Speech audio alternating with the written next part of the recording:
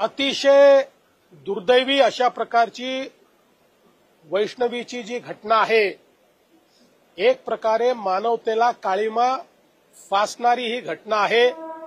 त्यातल्या आरोपींना अटक करण्यात आलेली आहे, पण वैष्णवीचं बाळ हे आपल्याकडे ठेवण्याचा आरोपींचा जो प्रयत्न होता, मी स्वतः सीपी पिंपरी चिंचवड यांना सांगितलं की पोलिसांनी हस्तक्षेप केला पाहिजे आणि बाळ सुखरूप राहिलं पाहिजे।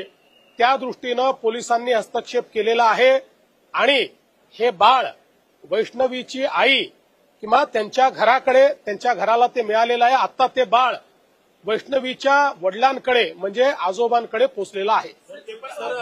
ज्या पद्धतीनं त्या वैष्णवीच्या वडिलांचं असं म्हणणं आहे की ज्या पद्धतीचे बळ तिच्या शरीरावर आहे ती आत्महत्या नाही तर हत्या असल्याचा आरोप देखील त्यांनी निश्चितपणे त्या पद्धतीनंच याची चौकशी केली जाईल। हे सगळे जे वळ आहेत, याच्या पाठीमागचं जे काही ऑडिओ क्लिप आहे, याच्या पाठीमागचं जे संभाषण आहे, वैष्णवीच्या माहेरच्या घरच्यांच्या जे माहिती आहे, या सगळ्या गोष्टीवर आधारित ही या ठिकाणी चौकशी केलीच जाईल।